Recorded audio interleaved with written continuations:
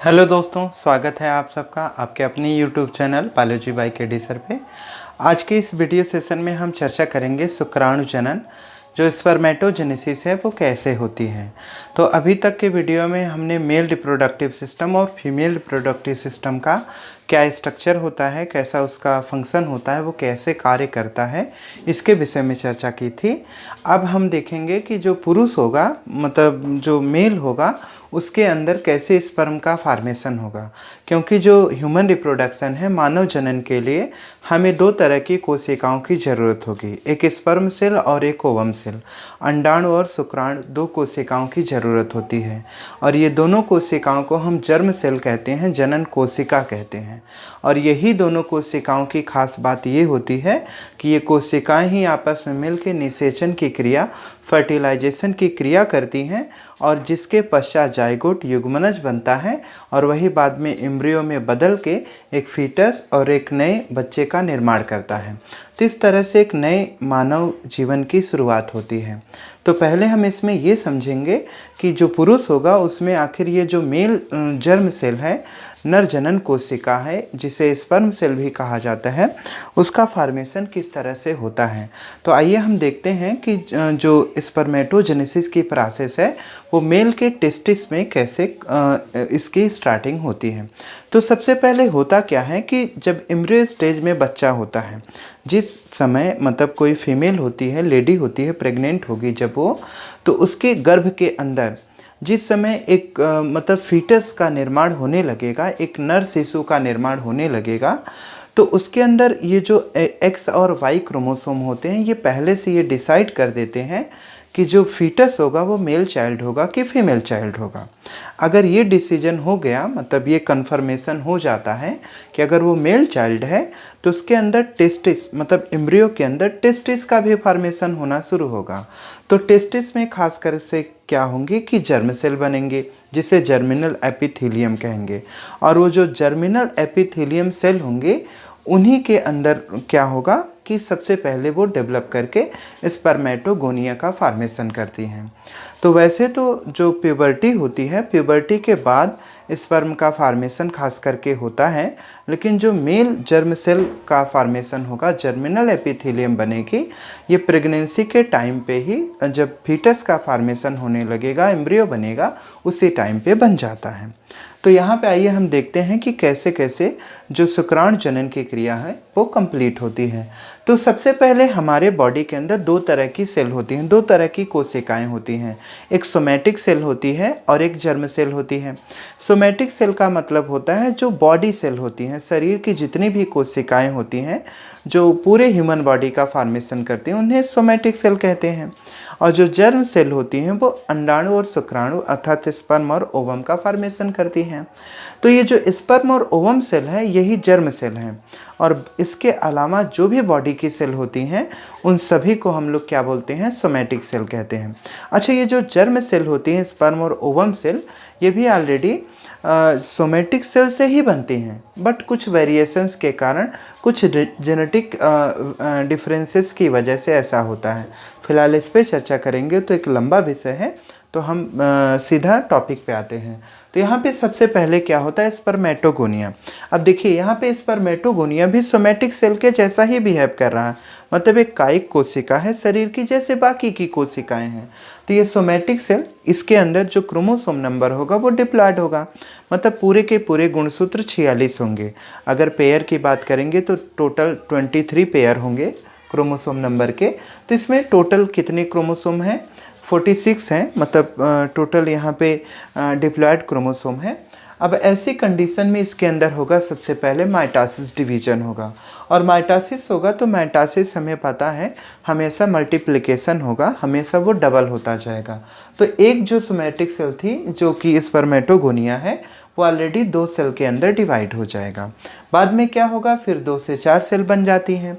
अब ये जो कंडीशन होती है इसे मल्टीप्लिकेशन फेज कहते हैं, क्योंकि हमेशा इसमें गुणन की अवस्था में हमेशा जो सेल होंगी उनका नंबर डबल होता जाता है।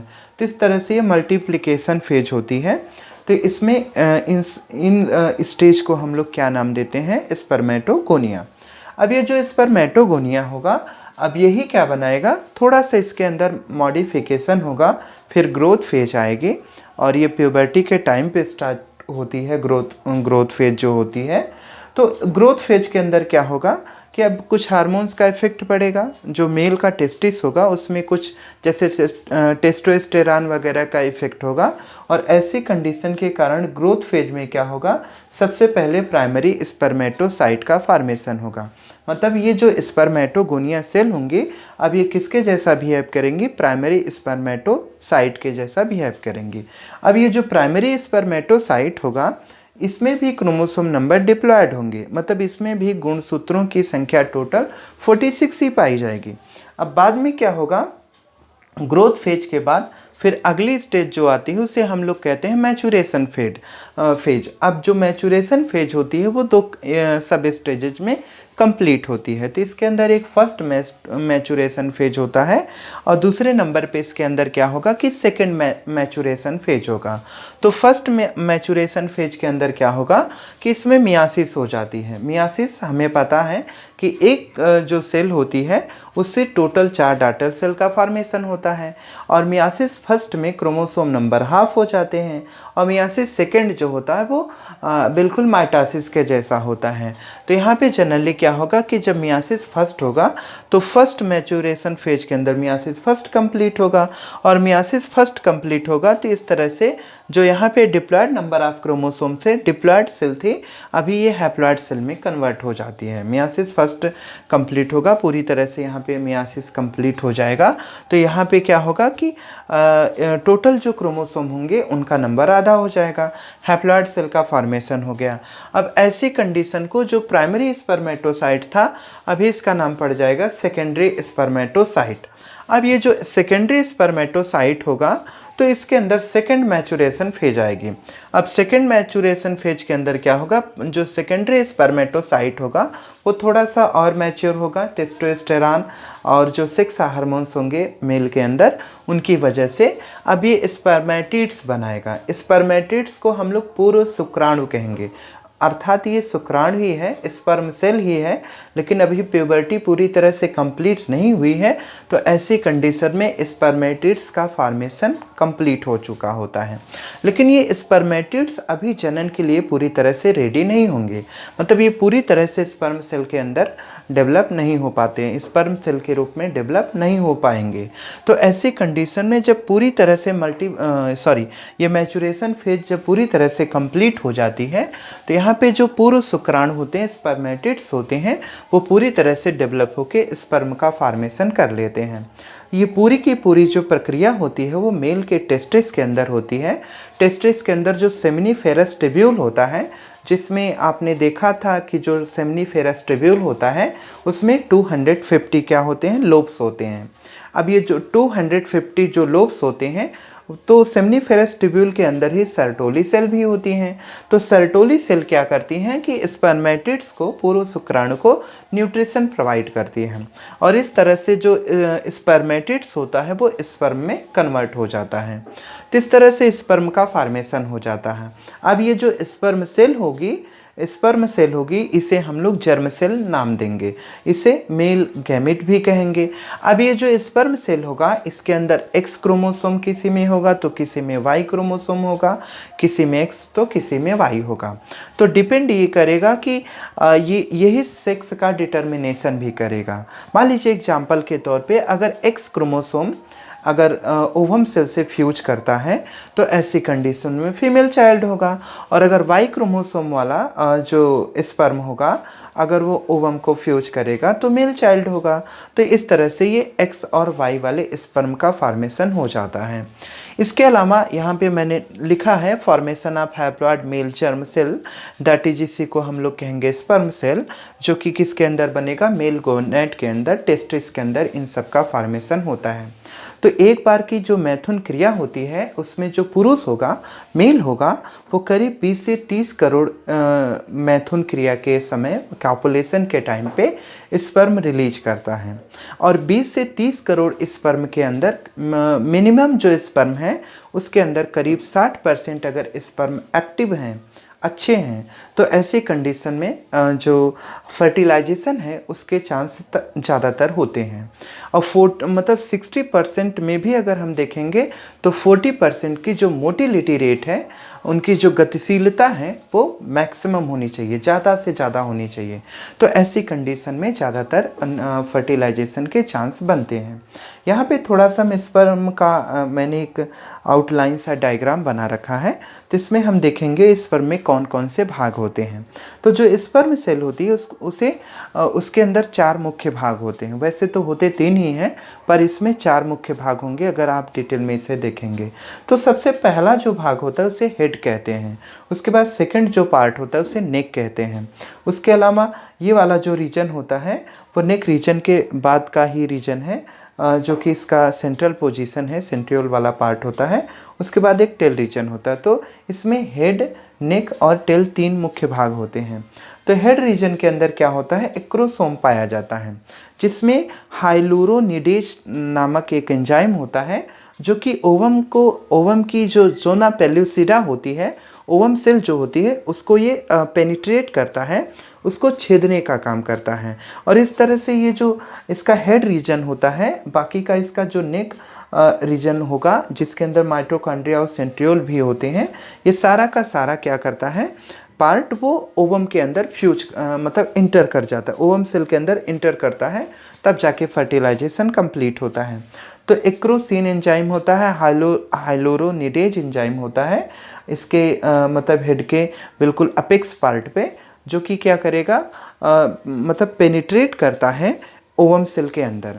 अगर हम हेड से जो स्पर्म सेल होगी अगर उसके हेड पार्ट को कट कर दें, तो ऐसी कंडीशन में जो स्पर्म सेल होगी वो फर्टिलाइजेशन करने योग्य नहीं रह पाएगी। अब स्पर्म के अंदर ये जो सेंट्रियोल पार्ट होता है, ये सेंट्रियोल ही क्या करेगा कि जो फीमेल का ओवम होगा उस ओवम के अंदर जो मियासिस डिवीजन सेकेंड होता है उसे कंप्लीट करता है। अभी हम लोग नेक्स्ट वीडियो के अंदर जब हम फीमेल गैमेटोजेनेसिस पढ़ेंगे, oogenesis पढ़ेंगे, तो उसमें हम देखेंगे कि जो स्पर्म सेल होती है वो पूरी तरह से अपना मियासिस डिवीजन कंप्लीट कर लेती है, जबकि जो ओवम सेल होती है उसका मियासिस सेकंड जो होता है वो कंप्लीट नहीं हो पाता है, वो मियासिस सेकंड में अरेस्टेड रहती है। तो ऐसी कंडीशन में इसका जो सेंट्रियोल होता है उसका मियासिस डिवीजन पूरी तरह से कंप्लीट करेगा ओवम सेल का। तो ये जो सेंट्रियोल होगा वो सेंट्रियोल क्या करेगा, पूरा का पूरा ओवम सेल के अंदर पेनिट्रेट करता है। तो इस तरह से स्पर्म के इतने सारे भाग होते हैं। थोड़ा सा मैंने यहाँ पे एक बॉक्स में पूरा का पूरा एक बेसिक कॉन्सेप्ट समझाने की कोशिश की है। जैसे आप देखेंगे कि तो सबसे पहले जो स्पर्म होगा, स्पर्म का फॉर्मेशन कैसे शुरू होता है, तो इसके लिए एम्ब्रियो होगा। एम्ब्रियो जो कि फीमेल के फीटस मतलब यूट्रस के अंदर बनने लगेगा। अब उस एम्ब्रियो के अंदर जर्मिनल सेमनीफेरस जो ट्यूब्यूल होंगी, जो कि जर्मिनल एपिथेलियम की सेमनीफेरस ट्यूब्यूल होती हैं, शुक्राणु नलिकाएं होती हैं, उनके अंदर सबसे पहले प्राइमरी जर्म सेल का फॉर्मेशन होता है। और ये जो प्राइमरी जर्म सेल होती है, इस प्राइमरी जर्म सेल के अंदर माइटोसिस होने लगेगा। अब जब माइटोसिस होगा तो ऐसी कंडीशन के कारण ढेर सारे स्पर्मेटोगोनिया बनेंगे, जो कि यहाँ पे आपको दिखाया गया है। अब ये स्पर्मेटोगोनिया जो होगा वो स्पर्मेटोगोनिया क्या करेगा, प्यूबर्टी के टाइम पे ये जो स्पर्मेटोगोनिया होगा ये प्यूबर्टी के टाइम पे जो मेल हार्मोन्स होंगे उन हार्मोन से प्रभावित होगा, और ऐसी कंडीशन में ये प्राइमरी स्पर्मेटोसाइट का फॉर्मेशन करेगा। अब ये जो प्राइमरी स्पर्मेटोसाइट होगा वो प्राइमरी स्पर्मेटोसाइट में फर्स्ट मैचुरेशन फेज होगा, जिसकी वजह से सेकेंडरी स्पर्मेटोसाइट का फॉर्मेशन हो जाएगा। अब फर्स्ट मैचुरेशन फेज के बाद जो सेकेंडरी स्पर्मेटोगोनिया होगा या स्पर्मेटोसाइट होगा, ये क्या करेगा, स्पर्मेटिड्स में कन्वर्ट होगा, जिसे पूर्व शुक्राणु कहेंगे। अब ये जो स्पर्मेटिड्स होगा अभी ये पूरी तरह से रेडी हो चुका है स्पर्म सेल के फॉर्मेशन में, लेकिन इसका प्रॉपर डेवलपमेंट नहीं हुआ रहता है। तो ऐसी कंडीशन में जो सर्टोलाई सेल होती हैं वो स्पर्मेटिड्स को, पूर्व शुक्राणु को न्यूट्रिशन देंगी। तो न्यूट्रिशन के कारण क्या होगा कि जो स्पर्मेटिड्स होगा वो पूरी तरह से डेवलप होगा। तो ऐसी कंडीशन में स्पर्मेटिस जो होगा, स्पर्मियोजेनेसिस की एक प्रोसेस होती है जिसमें इसका न्यूट्रिशन होगा प्रॉपर, ये डेवलप होगा और डेवलप होकर स्पर्म सेल का फॉर्मेशन कर लेता है। तो इस तरह से जो पूरा का पूरा स्पर्मेटोजेनेसिस की प्रोसेस है उसको मैंने एक शॉर्ट वीडियो के अंदर कंप्लीट करने की कोशिश की है। उम्मीद है सेशन आपको पसंद आया होगा। आप इसका स्क्रीनशॉट भी ले सकते हैं और किसी भी तरह के डाउट के लिए आप कमेंट सेक्शन में कमेंट कर सकते हैं। आज के लिए बस इतना ही, धन्यवाद।